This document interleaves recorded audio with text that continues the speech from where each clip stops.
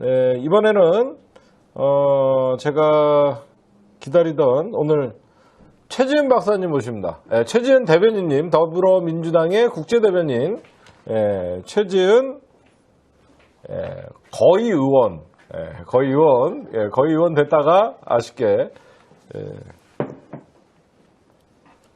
안녕하세요. 일단 마이크 다시고. 네.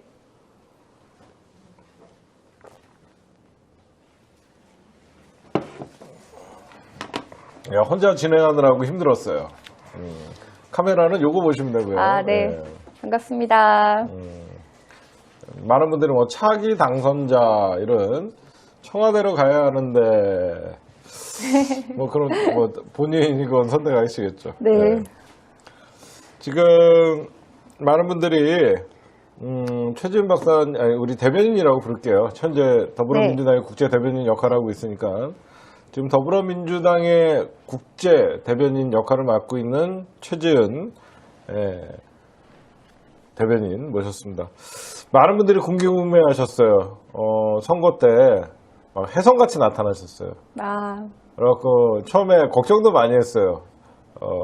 외국에서 들어온 지 몇 개월 되지도 않았는데 선거판에 며칠 안 됐죠. 며칠 안 돼서 네. 바로 트렁크를 싸서 부산으로 내려가시는 모습을 보면서 많은 분들이 걱정도 하고 그랬는데 엄청난 선전을 하셨어요. 아유, 감사합니다. 멸치랑 그때 죄송합니다. 김도읍이랑 붙었죠?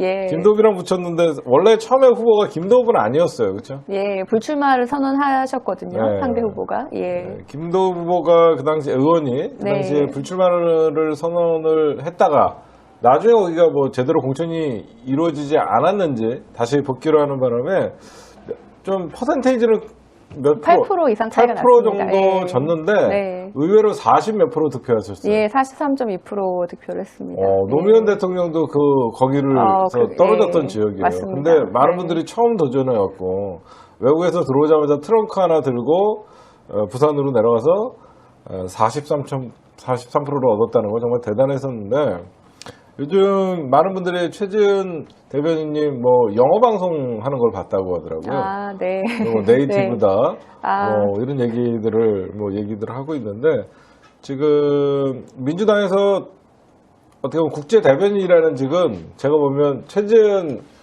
대변인에 대한 예우예요.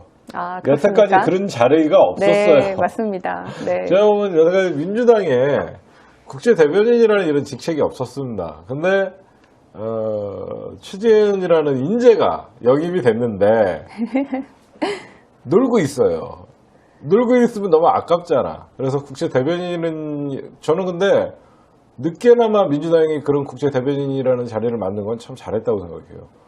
정말 이제는 전 세계가 주목하는 대한민국이 됐잖아요. 코로나 바이러스 19의 어떤 대처 능력을 보면서 어떤 일을 하십니까? 국제대변인. 예, 먼저 시사타파 TV에 너무 감사드려요. 개국본과 같이. 예, 개국본 여러분들도 감사드려요. 제가 부산에서 선거할 때 다들 이제 너무 바쁘셔가지고 수도권 집중으로 이렇게 선거 이 여론이 다 집중되고 부산은 또 잘 안 오시더라고요. 저뿐만 아니라 부산에 계시는 후보님들이 모두 다 느꼈는데 우리 개국본과 시사타파 TV가 저희 지역구에 오셔가지고 새벽 6시부터 제가 방역하는데 막 같이 가주시고 했던 게 너무 고마웠던 기억이 납니다. 예, 정말 감사드립니다. 방역 어설펐어요. 네. 근데 그 어설픈 게 더 매력이 있었어요. 그리고 막 제가 그때 이제 유세차에 올라가려고 하는데 옆에서 보시고 막 이렇게 해야 됩니다라고 막 많이 알려주셨잖아요. 그러니까 제가 저는 거의 선거 전문가예요. 네. 제가 하도 많이 돌아다녀갖고.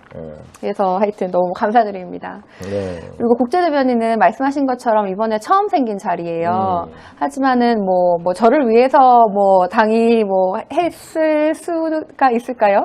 그럴 수도 있지만 그만큼 그런 역할이 필요하다고 생각을 한 것도 있는 것 같습니다.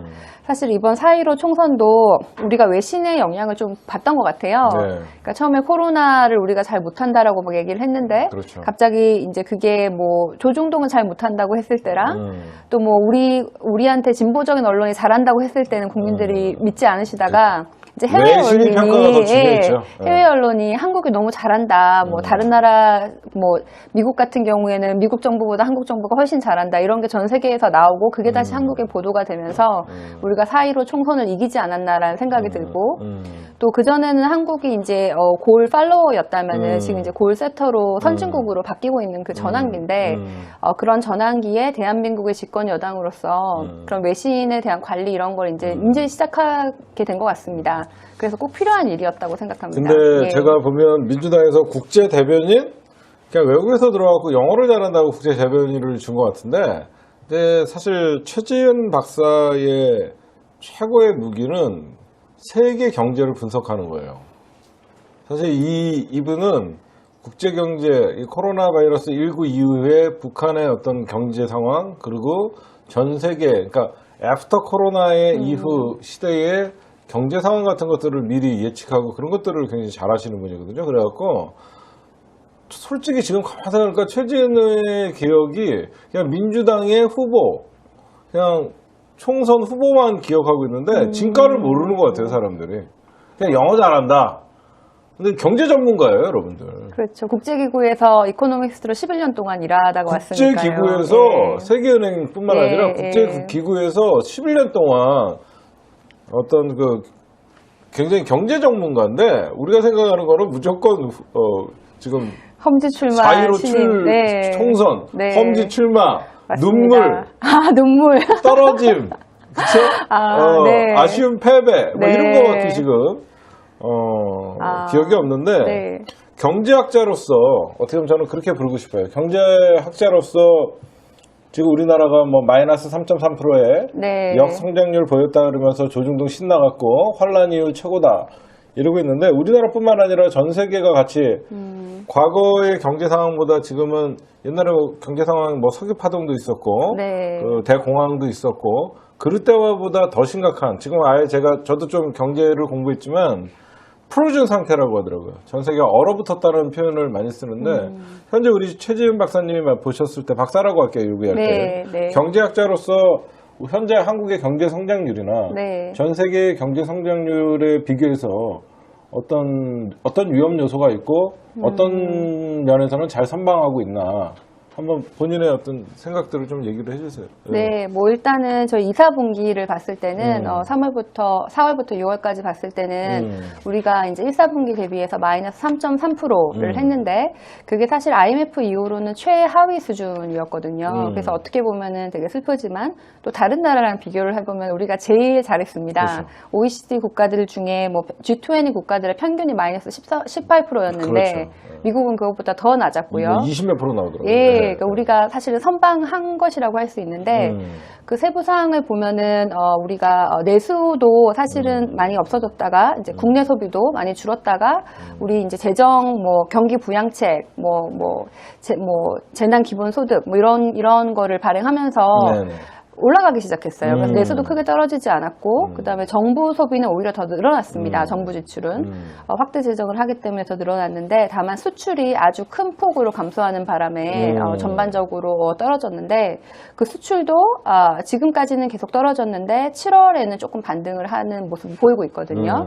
그래서 전 세계적으로 보면은 중국이 2, 4분기에 사실 좀 올라갔어요. 우리가 생각했던 것보다는 중국은 2월이 그 코로나가 가장 피크였고 우한 지역에서 발병. 예, 맞습니다. 3월부터 좀 감소를 하다가 진정 국면으로 들어. 그렇죠. 진정 국면을 되다가 4월, 6월에 다시 경기가 조금 좋아지기 시작했어요. 그래서 그것 때문에 우리도 이제 수출이 조금씩 7월부터 그게 이제 다 좀 늦게 이렇게 나타나는데 그렇죠. 예. 다시 좀 나아지고 있고 그 전 세계에 있는 생산 공장도 다시 이제 재가동을 하는 곳이 있기 때문에 3, 4분기부터는 좀 한국도 좋아지지 않을까라고 이제 예측을 많이 하고 수출은 있습니다. 전 세계가 어려웠었어요. 그냥 네, 서로 맞습니다. 예. 공항을 폐쇄하고 네. 국경을 폐쇄하는 상황이라서 네. 우리가 수출 위주의 어떤 산업 경쟁력을 갖고 있다 보니까 우리나라뿐만 아니라 전 세계가 지금 어려운 상황이었는데 네. 많은 분들이 지금 너무 쉽게 어렵게 얘기할 줄 알았는데 쉽게 잘 설명한대요. 그래요? 왜냐하면 아유, 지식이 네. 많으니까 쉽게 설명해 주시는 것 같은데 거기에 이제 현재 우리나라가 잘 선방을 하고 있는데 지금부터가 더 문제다 이런 분들도 있고 왜냐하면 코로나 바이러스 제2차 대유행이 발생한다라고 하고 우리 그런 어떤 우려설이도 있는데 네. 뭐 그러다 보니까 전 세계가 지금 경기 부양을 위해서 너무 양적 완화 정책을 많이 써갖고 우리나라도 지금 돈을 많이 풀었고 미국은 그냥 달러를 찍어내면서 맞고 중국도 마찬가지고 네, 맞습니다. 뭐 이런 현상을 보실 때 우리 최 박사님이 보실 때는 전 세계가 어떻게 보면 내수 살리려고 돈을 엄청 찍어내거든요. 이게 나중에 어떤 나쁜 결과나 아니면 또 그래도 긍정적으로는 봐야 되잖아요. 네, 현재 네.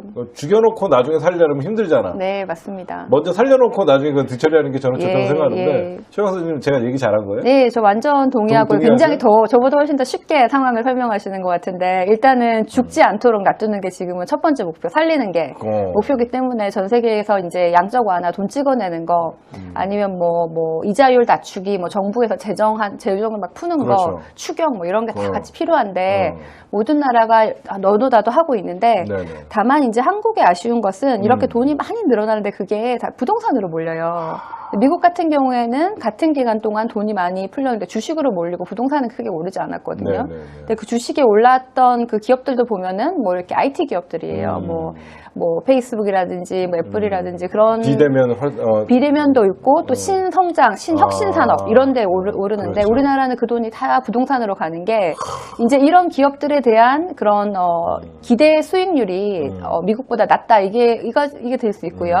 또 이제 장기적으로 우리나라 경제에 대한 전망이 크게 밝지 않기 때문에 그 돈이 다 부동산으로 가지 그렇죠. 않았을까. 그러니까 부동산 정책을 부동산 뭐 711 대책 뭐 이것만 보면 안 되고 전체적인 이자율이랑 뭐 주식 시장의 기대 수익 우리나라의 산업 구조 이게 다 같이 엮여 있잖아요. 그러니까 우리나라 돈이 다 부동산으로 몰릴 수밖에 없기 때문에 부동산의 기대 수익률이 가장 높기 때문에 이런 그렇죠. 일이 일어난 것 같고 뭐 코로나 관련해서는 이제 전 세계가 다 확대 재정을 할 수밖에 없지만 저는 이제 한 가지, 그래도 우리가 다 알고 있는 거는 지금 돈을 쓰는 거는 나중에는 누군가 갚아야 되는 거예요. 그렇죠. 일단 지금은 살려야 되지만 그 다음에 뭐, 정부의 빚이 많이 늘어나면은 그것도 부담이 있고 정부 빚이 늘어나지 않으려면은 이제 나중에 뭐 코로나 이후에 예산을 삭감해야 되는 거예요. 그러니까 지금 우리가 뭐 살렸지만 아니면 세율을 높이든가. 세율을 그렇죠. 높여야 되죠.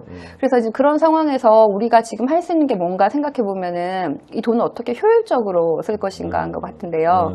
일단 돈은 쓰는데 지금 우리가 그 돈을 어디에 쓰고 그 다음에 그 쓴 돈이 어떤 효과가 가지고 오는지 그렇죠. 그런 평가 같은 건 전혀 없는 것 같습니다. 사실 그건 좀 안타까운 면이고요. 뭐 이런 너무 급하다 보니까 일단 살리고 가야 그렇죠. 되니까. 예, 그것도 맞는데 그 돈이 어떻게 쓰여 있고 어떤 효과가 나오는지 맞습니다. 맞습니다. 예. 그것도 점검도 필요하겠네요. 그러니까 사실은 뭐 이거는 이제 뭐 저도 뭐 카더라 뭐 이런 소문이지만은 뭐 이렇게 중복 투자 이런 게 많아가지고 뭐 이렇게 페이퍼 컴퍼니를 써가지고 돈을 여기저기서 받았다 이런 사람들까지 있더라고요. 그래서 뭐 그런 벤처 투자 이런 것도 실제로 벤처 투자를 하지 않고 이런 상황을 이용해 먹을 수도 있을 만큼 지금 약간 중구난방적인 면이 있는데 뭐 일단은 코리안 뉴딜 같은 것도 사실은 이제 정부가 급할 수밖에 없었어요. 사람이 살려야 되기 때문에 죽지 않도록. 맞습니다. 그리고 뭐 공무원들이랑 얘기를 해도 너무 시간이 촉박했다 뭐 이렇게 얘기를 하는데 그러면은 이제 앞으로 이것을 지금 코리안 뉴딜을 하기로 했고 3차 추경을 하기로 했는데 이게 뭐 앞으로 몇 년 동안 계속 할 건데 지금 정해진 대로 하는 것이 아니라 뭐 1년, 2년 지나서 중간에 수정을 할 수 있는 네. 부분을 놔둬야 되고요. 그리고 예를 들어서 뭐 돈을 썼는데 그 효과가 어떤지를 좀 과학적으로 분석을 해서 그것을 바탕으로 뭐 누구를 탓하고 뭐 잘못했어 이게 아니라 그 시사점을 가지고 정책을 보완하는 그런 그렇죠. 역할이 필요한데 사실 그게 좀 우리나라에는 부족한 것 같습니다. 예. 예, 여러분들 알고 있던 최재은 그 후보자였죠. 여러분들이 참여할 때. 그러다가 이제 국제 대변인, 그 다음에 경제학 박사신데 들어보시는 건 어때요? 뭔가 전문가 느낌이 드시죠? 해외에서 네. 우리나라뿐만 아니라 지금 코로나가 우리나라는 좀 그래도 제어를 잘 하고 있는데 네. 외국은 지금 미국이나 뭐 브라질이나 막 이제 지금 거의 걷잡을 수 없이 하루에 맞습니다. 네. 엄청난 그 전파 속도가 나오고 있는데 오히려 해외에 있는 국내 진출 기업들이 리쇼어링 다시 들어온다는 들어오는? 예. 왜냐면 거기다 공장이 못 돌아가니까 그러면 우리나라에서 어떤 세제 혜택을 주거나 뭐 어떤 방안이 있다는 미국에서 그런 얘기들이 네, 나오고 있거든요. 네. 그거에 대해서는 어떻게 생각하시는지? 일단은 그런 법안도 몇 개가 있었고요, 벌써. 그런 리쇼어링을 위해서, 그러니까 해외에 있는 제조 기업들을 다시 그렇죠. 데리고 오기 위해서 뭐 그럼 국내 일자리도 늘어나고. 국내 일자리도 늘어나고 그래서 어떻게 하면 세금 감면을 줄까, 어떻게 혜택을 줄까 이런 일들이 있었지만은 사실은 저는 그게 큰 효과가 없을 것이라고 생각해요. 그래요? 예, 몇 가지 듣기는 기업은- 되게 좋아요, 정책이. 예, 근데 특히 이제 좀 그럴까요? 상대당에서 이런 거를 많이 하는데 기업을 뭐 기업하기 좋은 환경 이렇게 많이 하는데 큰 그림에서 보면은 우리나라 기업들이 해외에 나가서 할 때는 나갈 때는 그 이유가 대부분 그 나라 시장 때문에 가는 거거든요. 중국 시장, 뭐 미국 시장 거기서 팔기 위해서. 한국은 사실은 그런 큰 나라보다는 시장이 작잖아요. 네네. 그리고 두 번째는 뭐 값싼 노동력 뭐 이런 걸로 가지 세금이 비싸서 가는 경우는 별로 없어요. 그래서 기업 세금을 낮춰야 된다. 뭐 그러면은 기업이 돌아올 것이다. 이거는 사실은 말이 좀 안 되는 억지인 것 같고 그렇구나. 시장이 가장 중요하고 시장이 중요하고 그다음에 뭐 노동력, 인건비. 예. 그런데 이제 인건비 같은 경우는 사실은 우리나라가 높고 최저임금도 올리고 그러는데 그렇죠. 그래서 우리가 제조업을 막 뭐 지금 신발 공장을 다시 가져오자 이게 어떻게 보면은 말이 안 되고 어떻게 보면 말이 되는데 그렇죠. 얘가 있는데 아디다스예요. 네. 그러니까 독일의 아디다스는 방글라데시 신발 공장을 닫고 독일에 가서 다시 세웠어요. 왜냐하면 3D 프린트로 만드는 게 더 쌌기 때문에. 그렇지. 그래서 이제 노동력을 그렇게 기술로 대처를 할 수가 있는 거예요. 그전에는 꼭 그렇죠. 인력이 예, 필요한 예. 신발 제조 네, 공장이었는데 네. 지금 이제 인력이 필요 없는 네. 3D 프린터로 제조를 하니까 그렇죠. 굳이 방글라데시에 공장이 있을 필요가 없으니까 독일에 다시 독일로. 세운 거예요. 예. 그러니까 그거는 한 예고, 이제 그렇죠. 뭐 그거는 한 가지 예지만 그런 예가 앞으로 더 많아질 것이고, 우리도 우리 베트남에 가 있는 뭐 방직 공장, 신발 공장을 가져오기 위해서 기업 세금을 낮춰야 된다. 이거보다는 기술이 어떻게 더 발달해가지고 한국에 만들어도 더 경쟁력이 있는지, 그렇죠. 그렇게 혜택을 주는 게 더 필요한 거라고 생각이 들고요. 그러네. 또 그래서 리쇼어링을 이게 세금 분야뿐만 아니라 또 저도 단순하게 전반적인 세금 깎아주고 뭐 국내 기업들 들어오면 뭐 인력 채용하면 지원해주고 네, 어느 정도 그거는 미래통합당이 기업의 어. 세금을 깎기 위해서 하는 변명인 것 같습니다. 친기업적인 예, 발상이네요. 예. 우리도 뭐 새로운 산업을 하는 것도 친기업적인 발상이지만 그렇죠. 아니 좀 물론 저 분야가 반기업이 다르잖아요. 좋다는 게 아니라 예. 너무 친기업적인 발상인데 이거 너무 1차원 이렇게 좀 1차원적인 복잡한 거만 거를 생각을 보지 했구나. 않고, 예. 그렇구나. 그래서 세금을 깎아봤자 뭐 기업이 한두 개 들어올 수도 있고, 뭐 많아봤자 뭐 10개쯤 들어올 수도 있겠지만, 네네.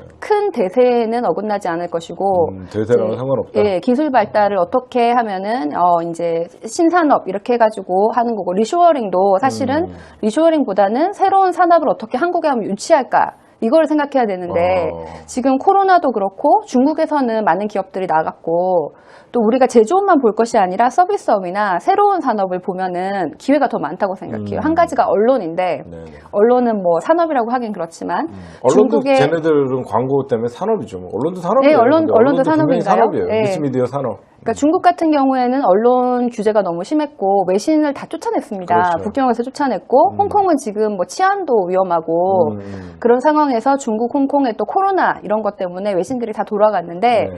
뉴욕 타임즈 같은 경우에는 그래서 이 지금 홍콩에 있는 데이터 센터를 어디로 옮길까 그러다 서울로 옮기기로 그렇죠. 결정을 서울로 했거든요. 옮겨야죠. 네. 그러니까 이게 그 흐름인데 이게 한 가지는 한국이 그만큼 언론 환경이 중국보다는 좋다. 뭐 이렇게 뭐 코로나도 뭐 방역도 더 잘 돼 있고 안전하고 언론 환경도 뭐 탄압하지 않고 언론이 자유롭게 말할 수 있는 환경을 보여주는 국제 거고 신뢰도가 높아진 거죠. 신뢰도가 높아지는 걸 반영하는 건데요. 뉴욕 타임즈가 온다는 의미가 그런 그렇죠. 게 있네. 예. 근데 사실은 이제 우리가 한 뭐 외신 기자가 한 300명 정도라고 하면 뭐 네. 그동안 뭐 일본이나 중국은 훨씬 더 많거든요. 네. 그래서 이제 뉴욕 타임즈 하나 오는 걸로는 부족하고 이렇게 언론들을 해외 언론 뭐의 그런 본사 아시아 태평양 본사를 다 한국에 유치하면 어떨까 이런 생각도 들어요. 그러니까 이런 식으로 그럼 우리나라 기레기들은 쓸 자리가 없어요. 네.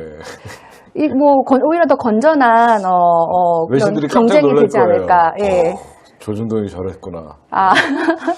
근데 그래서, 예. 지금 아주 중요한 말씀하셨는데 어떻게 보면 외신들이 이제 뭐 뉴욕 타임즈라는 그 국제적인 언론이 아시아 본사를 한국으로 옮기겠다. 네. 이거 굉장히 데이터 센터만. 예. 데이터 센터 큰 일인데 네. 여태까지 민주당이 거대 지금 집권 여당 180석을 갖고 있지만 외신에 너무 소홀히 했던 것 같아요. 보면 외신 언론 플레이는 미통당이 훨씬 잘해요. 제가 늘 옆에서 보면 여러분들이 보시면요, 민주당이 외신은 사실상 잘 써주면 고맙고 못 써주면 에이씨 뭐 이 정도, 그리고 비판 정도. 거기에다가 가끔 외신 기자가 뭐 프레스센터에서 가끔 대통령 후보들 한 명씩 나와갖고, 제가 최진 우리 대변인님한테 지금 외신 어떻게 보면 국제 대변인 네, 외신 담당하라고 네, 지금 어떻게 맞습니다. 보면 네, 가 있는데 네. 민주당 진짜 제가 봐도 부족한 게 많죠. 딱 느끼기에 깜짝, 이런 거대 정당이 집권 여당에 외신 어떤 시스템이 아무것도 없나요? 솔직하게 전혀 이거는 없었고 전혀 없어요? 없었고 외신을 그렇게 뭐 민주당에 출입하는 외신 기자조차도 많지가 않았어요. 형식적으로 등록돼 있고. 그래서 사실은 제가 가장 놀랐던 거는 외신 기자들을 만나다가 민주당은 외신을 차별한다 이런 얘기를 막 들었어요. 외신 외신이? 기자들한테. 그래서 이게 오해고 우리 당은 차별하지 않는데 그런 오해를 가지고 있는 것이 네네. 뭐 이렇게 아주 사소한 건데 뭐 정보가 외신 기자들한테 늦게 갔다든지 뭔가 누구를 만나고 싶었는데 만날 수 없었던지 이런 게 좀 쌓여가지고 그런 오해가 있는데 좀 이게 외신 기자 문제도 있지만은 전반적으로 민주당이 이제 국제 문제를 다루는 좀 시각이나 그렇죠. 그런 능력을 좀 다 바꿔야 되는데 그 중에 외신 기자가 한 부분이라고 생각하거든요. 그래서 예를 들어서 뭐 한 가지는 의원 외교가 있는데 이제 민주당 국회의원과 다른 나라의 의원들과 이렇게 서로 네트워크를 가지고 있는 것이 아주 중요한 일인 것 같아요. 예를 들어서 우리는 북한 문제만 해도 지금 대통령에 몰빵하고 있거든요. 그러니까 문재인 대통령이 트럼프 대통령을 만나가지고 풀기를 바래요. 근데 하노이나 뭐 싱가포르에서 만났지만 확실한 결과가 없었던 것은 그 대통령에 몰빵을 할 것이 아니라 그 대통령 옆에 있는 주위 환경도 같이 만들어줘야 되는데 몰빵이라는 단어보다는 제가 뭐 우리말로 네. 하면 대통령에게 모든 것을 맡기지 말고 도와드려야죠. 그렇죠. 맡기는 예. 동시에. 예. 예를 들어서 우리 더불어민주당과 네. 미국 민주당의 의원 몇 명이 같이 또 소통을 해가지고 그때 분위기를 더 띄워줬더라면 예, 또 예. 한국 민주당과 미국 공화당 몇 사람이 굉장히 이렇게 중요한 했다면은 얘기네요. 훨씬 이제 하노이랑 싱가포르이 끝나고 더 구체적인 결과를 낳을 수 있었을 텐데 트럼프 대통령 혼자 할 수가 없는 거고. 그리고 더 지금 걱정은 이제 다음번 대선 때 트럼프 대통령이 안 되고 조 바이든이 될 확률이 높은데 그렇죠. 지금 미국 내에서 프레임은 트럼프 대 반 트럼프이기 때문에 북핵 문제를 트럼프가 가져갔던 노선이랑 반대로 할 가능성이 너무 많단 말이에요. 미국 민주당. 그래서 원래는 우리나라 민주당이랑 미국 민주당이 다 진보인데 지금 소통이 부족한 거예요. 그래서 우리나라 민주당이랑 미국 민주당이랑 좀 이렇게 어떻게 클릭할 것인가. 그게 이제 우리가 의원 외교에서 가져가야 될 큰 방향이라고 생각하고 그 밑에 이제 외신을 어떻게 이용할 것인가, 우리 목소리를 어떻게 해외에 잘 들려줄 것인가라고 생각해야 될 문제라고 생각합니다. 굉장히 중요한 말씀을 하신 게, 만약에 사전에 하노이나 싱가포르에서 문재인 대통령과 어떤 트럼프 대통령이 정상 외교를 하기 전에 물밑에서 이미 우리나라 집권 여당의 민주당 의원들이랑 공화당 의원들이랑 만나갖고 밀밀 접촉으로 이런 합의는 이끌자라는 얘기가 나오고, 우리나라가 민주당도 만나갖고 이런 거는 거국적으로 합의를 해줘야 되지 않냐라고 얘기하면 트럼프가 독자적으로 판을 깨버리거나 그러기 힘들다는 거죠. 그게 부족했다. 이번엔 트럼프 대통령이 하려고 해도 다 미국 민주당에서 반대하고, 그렇죠. 그런데 뭐 힘이 없잖아요. 그러니까 대통령 혼자서 할 수 있는 그거 게. 진짜 중요해. 우리는 네. 대통령만 바라보고 있었네요. 모든 정치권이. 대통령이 알아서 하겠지. 근데 이제 우리가 와. 집권 여당이고 180석인데 그럼 민주당에서 당 차원에서 외교가 필요한 거예요. 그래서 의원이 될 수도 있고 당이 전략을 가지고 있는 걸 수도 있고. 그러니까 지금부터라도 네. 굉장히, 그 전에는 180석은 아니었으니까 그 큰 힘은 없었지만, 지금이라도 민주당 의원들이 어떤 중요한 국제 문제에 대해서는 미 의회에 가서 해명하고 설명하고 토론하고 이런 것도 엄청 필요하겠네요. 그런 것도 굉장히 필요하고요. 얼마 전에 이제 영국 의회랑 우리나라 의원들이랑 화상회의를 해가지고 제가 거기에 사회를 봤는데 뭐 그것도 한 가지 이제 방법이에요. 굳이 뭐 갈 필요도 없고 네. 화상회의를 해도 되고 뭐 외신을 통해서 얘기를 해도 되는데 예.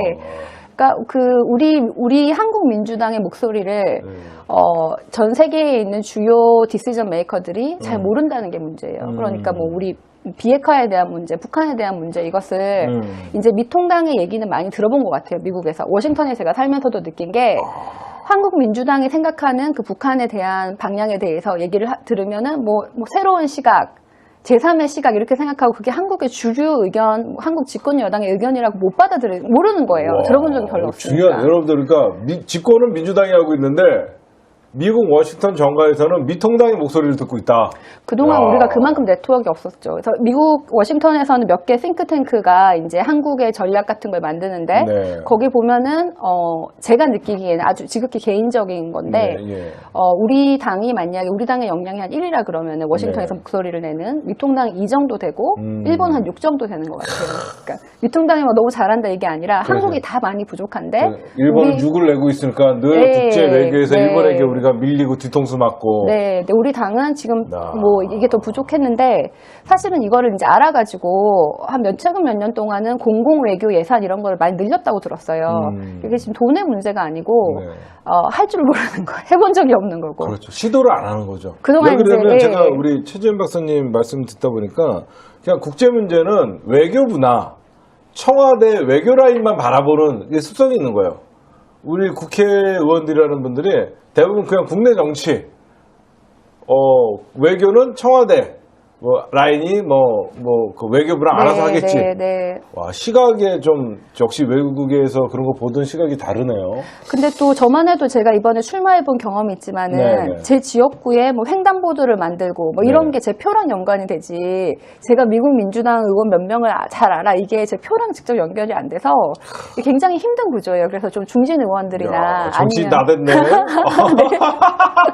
아니, 제가- 몇 개월 됐다고 벌써 대한민국의 미래를 위해서 얘기하다가 횡단보도 하나 건설하는 게 저의 표랑 연결되지 미국 의원들 몇 명 만나는 거랑 제 표랑 연결이 안 되나. 네. 그거부터 보였어요. 그러니까 저는 이게 당이 중요하다고 생각해요. 의원은 했다가 뭐 사는 일이 너무 없어질 수도 안타깝다. 있고 또 의원은 그 인센티브가 다를 수가 있는데 당이 네. 이런 국제적인 문제나 외교 문제에 대해서 전략을 가지고 계속 가지고 갈 필요가 있다고 생각합니다. 네. 청와대에서 러브콜 없었어요. 예, 아. 제가 보면 이런 인재들은 민주당보다는 청와대에서 일을 해야 될 것 같아요. 제가 거기에 대해서 노코멘트로 네. 노코멘트라는 것은 일단 제의가 저희 있었겠네요. 그런 뜻은- 저 혼자 그렇게 상상을 해보겠습니다. 그런 뜻은 아니고요. 저희 지역구에도 지금 할 일이 너무 많기 때문에 네, 노코멘트로 하겠습니다. 야, 그래도 네. 최지은 여전사네. 거기서 지역구를 이 마당에 챙기는.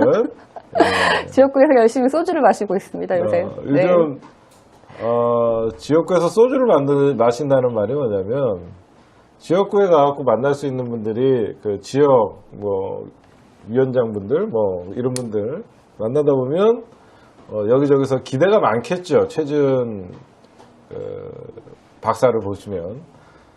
근데 뭘 하겠어요. 최지은 박사님이랑 국제 문제를 얘기하겠어요. 조금만 열심히 하면 되겠다라고 하면서 술잔을 기울이고 응원을 해주시는 거거든요, 그게. 네. 근데 참 제가 보면 지금 이제 한국 온 지 얼마나 되셨어요?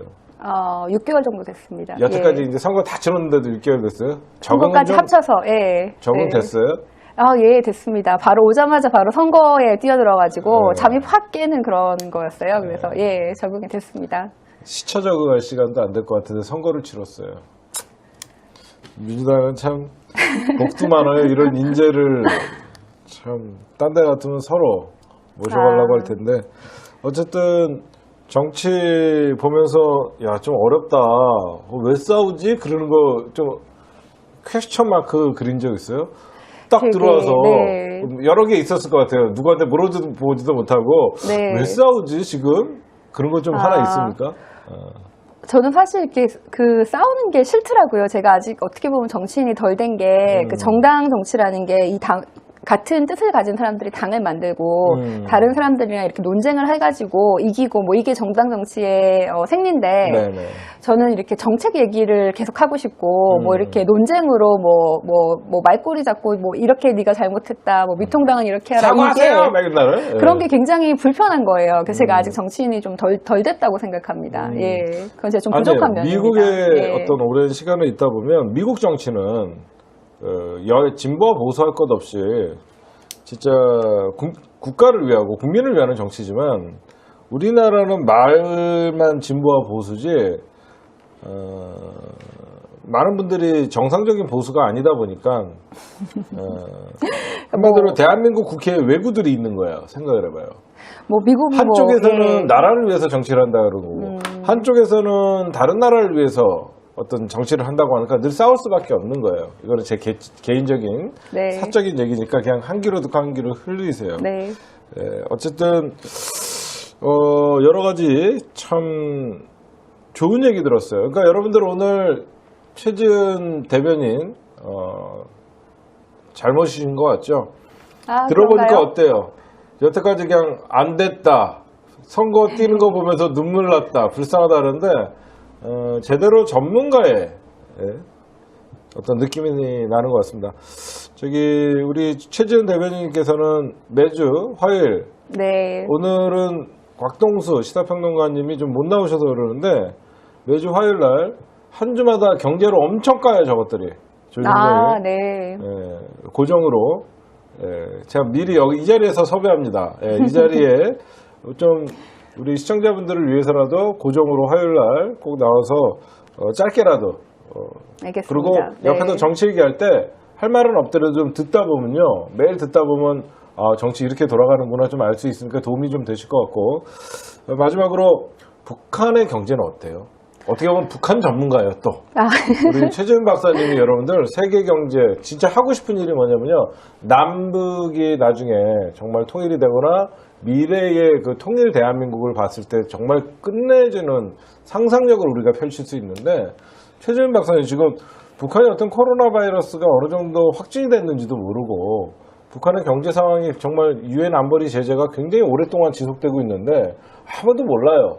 근데 가끔 북한의 모습을 보면 뉴발란스 운동화를 시민들이 신고 다니고 네. 모바일 폰을, 셀러폰을 들고 다니고, 그런 것들 보면 야, 우리가 생각하는 것보다 북한이 먹고 살만한가? 이런 생각도 하는데, 현재 북한의 경제와 우리나라 남북 경제 앞으로 어떻게 나가야 되는지 좀 편하게 좀 네. 말씀을 좀 해주세요. 뭐 사실 제가 북한 전문가는 아니고요. 제가 이제 관심이 많은 거죠. 그쪽에. 예, 제가 국제기구에 있을 때 이제 구공산권 국가에 오래 일을 했어요. 구소련, 뭐 동유럽, 중앙아시아, 중국. 그래서 네. 이제 공산권 국가가 이제 시장 개방하고 체제 전환하는 과정에서 제가 많이 정책 자문을 많이 해줬거든요. 그거를 하다 보니까 뭐 체제 전환 경제 전문 뭐 이렇게 이런 얘기가 나오고 그러다 보니까 북한 얘기가 나온 것 같은데, 제가 한국에 온 이유도 이제 동북아 평화 경제 일을 하고 싶어서 온 것은 맞습니다.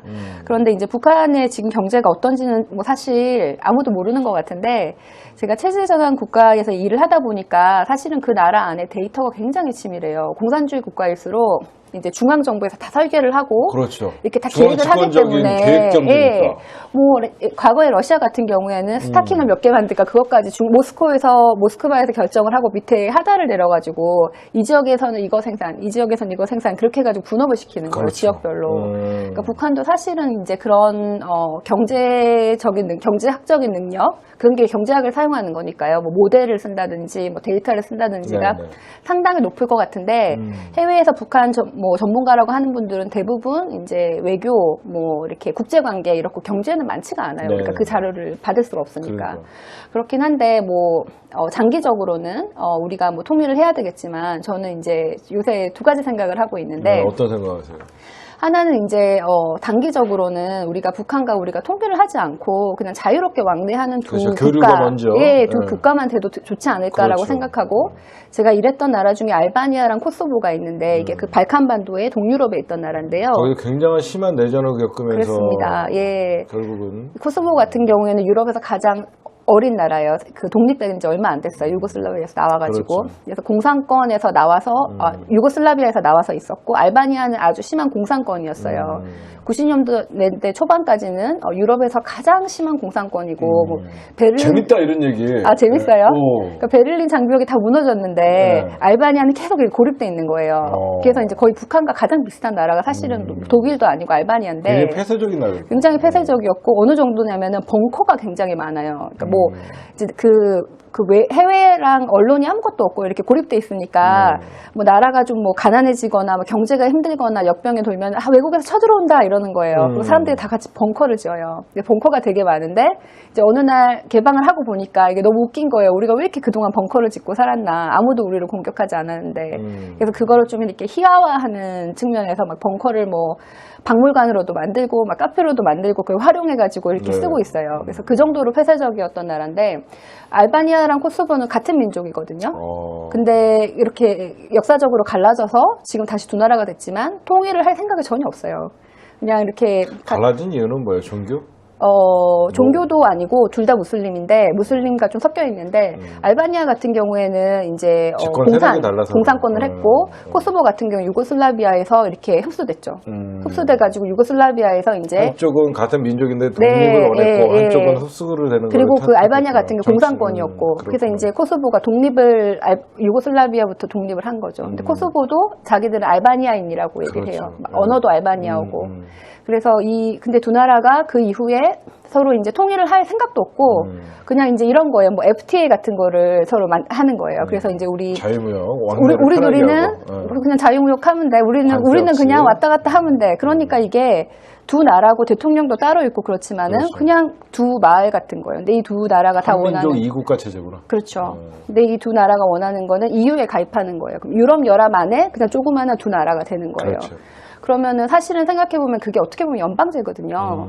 큰 의미에서는. 그러니까 독일 같은 경우도 여러 스테이트가 있는 연방제고, 미국도 연방제고. 근데 한국은 연방제라는 얘기를 쓰면 뭐 너 빨갱이 아니야? 막 이런 얘기가 나오는 뭐 거예요. 고려 연방제니 뭐 이런 식으로 하면 뭐 북한이 주장했다라고 하면서 또 좋은 글씨를 빨갱이 타령해요. 그러니까 한 가지의 그런 행정에 대한 행정 용어인데 이게 우리나라에서는 이렇게 색깔론으로 입히면서 논의를 못 하는데 일단은 그게 급하지 않나라고 생각하고 거기에 대해서는 이제 북한을 어떻게 하든 좀 지금보다 더 잘 살게 만들어야 되는데 그게 저는 이제 동북아 평화은행 아니면 북한 개발은행 같은 걸 만들어야 된다고 생각합니다. 그 참여자들은 어떤 사람들이에요? 그러니까 이게 미니 세계은행 같은 건데요. 국제기구인데 지금 우리나라 경제 수준이 여기 있고 북한이 여기 있잖아요. 그러니까 북한의 지금 옛날보다 잘 살면은 이 소득 수준이 이 격차가 적어지기 때문에 통일하기 쉽다는 건데 국제기구니까 이제 한국이 주도하지만은 전 중진국 몇 개를 불렀으면 좋겠어요. 미국이랑 뭐 이렇게 부르려고 그러면 너무 오래 걸리고 반대할 수도 있고 그러니까 뭐 또 정치적인 것들이 굉장히 개입되니까. 그러니까 장기적으로는 다 이렇게 초대를 해야 되지만 당장은 이렇게 뭐 스위스, 스웨덴 이렇게 좀 중진국들한테 좀 불러가지고 일단 조그만한 규모로 일단 뭐 기금이라도 먼저 만들어 놓고 그 다음에 이렇게 세를 불려야지 처음부터 너무 잘하려고 그러면 아예 시작을 못 하게 될 것 같거든요. 그렇습니다. 뭐든지 선조치 후협상이 최고예요. 네. 지금 통일부 장관도 어떻게 보면 그 이인영 장관도 아마 우리가 할 수 있는 건 하겠다라고 얘기들을 하고 있는데 참 북한에 관한 시각은 안에서 보는 시각과 밖에서 보는 시각은 참 천차만별인 것 같아요. 네, 그게 또 다시 돌아가자면 우리의 의원 외교가 필요한 것 같아요. 그러니까 우리도 북한에 대해서 북한을 싫어하는 사람도 있고 뭐 여러 가지 입장이 있지만 미국은 진보 보수 할 거 없이 이제 북한은 믿을 수 없는 협상 테이블에 같이 앉으면 안 돼 믿을 수 없는 파트너라고 생각이 다 되어 있는 거예요. 그래서 그거를 이제 바꿔가지고 미국의 이제 북미 대화의 그 테이블에 이끌어내기가 너무 힘든 거예요. 미국 여론이 진보 보수가 다 그렇게 형성되어 있기 때문에. 그래서 거기에 대해서 한국 진보 아니면 한국 민주당이 더 이렇게 그 분위기를 국제 분위기를 바꿀 필요가 있다고 생각합니다. 네. 야, 참 귀한 말씀을 들은 것 같아요. 아, 그렇습니까? 저도 사실 세계 경제, 국제 경제에 관심이 많아요. 그러다 보니까 지금 얘기하다 보면 제가 모르고 내내 하는 게 아니라 이해하는 걸로 아마 느끼실 거예요. 왜냐면 저도 일단은 남과 북이 통일지향적이지만 미래적으로는 통일지향적이지만 가장 먼저 우리가 앞서서 선행돼야 될 게 교류거든요. 교류. 뭐 교류가 돼야지 자연스럽게 왕래를 민간이 교류하다 보면 경제가 활성화되고 그러다 보면 뭔가 뭐든지 사람이 왔다 갔다 하면 돈 들어가는 일밖에 없거든요. 그런 국제은행이라는 것든 그런 것들을 얘기해 주셨는데 그 다음에 참 여러분들 고품격 강연이에요. 네, 나중에 한번 우리 최 박사님 강연도 많이 하세요? 직접? 뭐 별로 안 PPT 같은 거 해본 적 있어요? 뭐 해본 적은 있지만 미국에서 주로 했고 한국에 와서는 별로 한 적이 자료는 없습니다. 예, 만들면 여기 되죠. 저희 예. 시청자분들이 굉장히 수준이 높아갖고요. 네. 영어로 하셔도 다 알아들어요. 예, 뭐 그 정도는 다 압니다. I'm fine, thank you, and you?까지는 꼭 해주세요. 그 다음에 문재인 대통령이 뭐 코리안 뉴딜 마지막 질문입니다. 문재인 대통령이 코리안 뉴딜 하면서 이번에 굉장히 네. 어젠다를 던졌는데 우리 최지은 대변인님이 보실 때는 어떤 게 기대가 되고 어떤 점에서는 굉장히 좀 우려가 되는 점도 있을 것 같아요. 좀 외국적인 시각으로 보실 때 기대 반 일단은, 우려가 네. 어떤 게 있습니까? 그 방향은 매우 올바른 것 같아요. 코리안 뉴딜이 세 가지가 있는데 네. 하나는 디지털 뉴딜, 디지털, 그린 뉴딜, 그린. 사회 안전망 이렇게 되거든요. 휴먼 뉴딜이라고 부르기도 하는데 그래서 새로운 산업을 만들어가지고 지금 이 코로나로 인한 경제 위기에서 방어하는 것뿐만 아니라 더 도약하자. 이게 이제 코리아 뉴딜의 얘기고, 그러면 신산업에 새로운 일자리를 더 많이 만들자. 디지털 분야, 뭐 디지털 댐을 구축하기 위해서 뭐 일자리를 만들고, 뭐 그린 뉴딜, 뭐 탄소 제로, 뭐 수소 경제에 일자리를 새로 만들자. 뭐 이런 거고. 근데 그러면서 일자리를 잃는 사람도 발생하니까 사회 안정망을 강화해가지고 그 사람들을 보호하자. 이 패키지가 코리아 뉴딜입니다. 네. 그래서 이 방향은 맞고, 또 당장 이제 지금 아까 말씀하셨듯이 죽게 놔두면 안 되니까 막 빨리 한 거예요. 그래서 이게 아주 급하게 됐고 빨리 나온 것도 좋은데, 네, 네. 근데 이제 너무 급하게 하다 보니까 이 안에 내용이 좀 세부적인 게 아직까지도 좀 부족한 게 많아요. 네. 많기 때문에 앞으로 이제 진행하면서 뭐 6개월에 한 번씩이든 1년에 한 번씩이든 이거를 지금 있는 것을 그대로 고정이라고 생각하는 게 아니라 중간에 필요하면은 우리가 보면서 이런 거는 별로 안 좋더라 이러면은 이렇게 바꿀 수 있는 그런 장치를 마련하는 것이 굉장히 필요하다고 생각합니다. 그리고 정책 평가도 좀 해야 될 것 같아요. 우리가 이거 하면은 뭐 일자리가 뭐 10,000개 생길 거야 이랬는데 지나고 나서 진짜 10,000개 생겼는지 보고 이 돈을 이만큼 써가지고 어떤 효과가 있었는지 이거를 좀 평가를 하고 안 되는 경우에는 다시 해야 되는데 우리나라는 예타라는 게 있어서 예비 타당성 조사라는 말이에요. 예, 그러니까 정책을 만들기 전에 그런 예상적인 그런 타당성은 하지만은 정책을 다 한 다음에는 그 돈이 원래 쓴 목적에 맞게 뭐 A에 뭐 50%, B에 30% 이렇게 쓰기로 했으면 그 돈이 다 그렇게 나갔나? 그거를 보고 평가를 하지. 그 돈이 그 목적을 달성했나? 라는 평가는 부족해요. 그러니까 돈만 제대로 쓰였나만 보는 거지 그 쓰인 돈이 제대로 우리가 예상했던 대로 효과가 나고 있냐 안 나냐. 저는 그거를 해야 된다고 생각하고 근데 참 지금 좋은 현재 지적이네. 한국의 다 세금인데. 그렇죠. 근데 한국 공무원들의 경우에는 이거 하기가 힘든 게 그러면 네가 잘못했어, 네 탓이야. 뭐 이렇게 그게 싫은 거예요. 그러니까 이 평가를 하는 게 그런 게 두려운 거예요. 그래서 누구를 탓하는 것이 아니라 정책 평가를 해서 시사점이 뭐고 어떤 게 더 고칠 점인지 이거를 이제 위해서 뭐 누구를 벌어주는 게 아니라 그 다음에 그걸 보완해서 더 좋은 정책을 만드는 게 목적으로 하면은 공무원들도 반대하지 않을 것 같거든요. 그래서 그런 게 아주 필요합니다. 네. 정치하셔야 되겠는데요. 정치요? 정치하고 네. 계시는 거예요. 네. 지금 열심히 지역구도 하는데 많은 분들이 뭐 너무 기대가 된다라고 하는데 저희 고정되신 거예요. 다음 주 매주 화요일 날 네. 2시에는 정치 클리핑에 나오셔야 되고 제 코너의 이름은 뭔가요? 정치 클리핑에 늘 최지은 박사의 네. 이것이 하여튼 만들어 볼게요. 네. 고맙습니다. 색다른 네. 경제? 그것도 좋네요. 다른 시선? 네. 한번 고민해 제가 보십시오. 용어는 잘 만들어요. 네. 예. 고맙습니다. 지은 세상 뭐 이런 식으로 뭐 네. 제가 용어는 잘 만드니까 네. 코너 좋습니다. 너무 여러분들 유익하시죠? 유익하시고 깨어나는 느낌이래 사람들이. 그러니까 주무시고 계셨다가 지금 그 깨어나는 게 아니에요. 웨이크업이 아니라. 네. 하여튼 개그 친 거죠? 썰렁했어요. 최지은 박사가 지금 개그 쳤는데 제가 안 받아줬어요. 알면서. 어쨌든 오늘 방송해 보시니까 어때요? 재밌어요? 네, 네. 근데 어떻게 이걸 혼자 하세요? 물론 한 분 더 오신다고 하시지만 이 긴 시간을 그렇게 대단하십니다. 이렇게 오랫동안 말씀하시고. 밤에는 더 오래요. 밤에 방송하는 거 보셨죠? 밤에 5시간도 떠들어요. 야, 정말 대단한 능력을 가지고 계시네요. 능력이 아니라요. 오기로 하는 거예요. 하여튼 네. 우리 앞으로 우리 최지은 박사님 저희 방송도 퀄리티가 굉장히 높아지는 것 같아서 좋고요. 마지막으로 우리 시청자분들에게 최지은 열심히 하겠습니다. 아니면 최지은 기대해 주세요. 뭐 한 말씀 해주세요. 네. 시사타파 TV는 제가 빚이 많기 때문에 빚을 갚는 마음으로 왔습니다. 앞으로 재밌게 하겠습니다. 감사합니다. 야, 역시 예, 재밌게 하겠습니다. 예, 네. 가장 좋은 말씀인 것 같고 뭐 유튜브나 그런 거 개인적으로 하시는 거 없어요? 최지은 TV가 있는데 새로 생산은 안 하고요.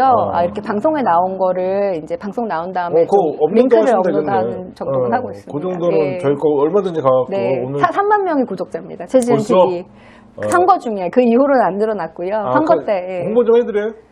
지금 뭐 지금 필요 없나요? 아니요. 홍보해 주세요. 예, 여러분들 최지은 TV 구독자가 3만 명이라고 합니다. 최지은 TV 구독 많이 해주시고요. 저희 개혁국민운동본부 ARS 정기회원 현재 1,591명. 이야. 네, 빨리 좀 늘었으면 좋겠습니다. 저희 그리고 개혁국민운동본부 합창단 다음 카페에 가입 많이 해주시고 그 다음에 개국본 TV 아직 10,000명이 안 됐어요. 시사타파 TV와 지금 개국본 TV가 동시송출인데 아무래도 시사타파 TV가 그 홍보적인 면에서는 더 효과가 있기 때문에 저희가 개국본 TV를 전폭적으로 밀어주고 있는데 개국본 TV도 많이 여러분들 구독 좀 해달라 얘기하고 네 1시간 동안 수고하셨습니다. 거의 1시간 얘기하셨어요. 진짜요? 네. 아까 반에 나왔고 원래 20분 하려고 그랬는데. 네. 네, 여러분들 지금까지 정치 클리핑 오늘은 양희원 형님, 의원님 그 전화 통화 연결해서 원전 얘기해봤고요. 중요한 거 저희가 딴 데서 다루지 않는 것들 핵심적인 거 다뤄봤습니다. 네, 최지은 박사님과 함께한 정치 클리핑 오늘 여기까지 말씀드립니다. 고맙습니다. 화면 이게 나가는 거예요.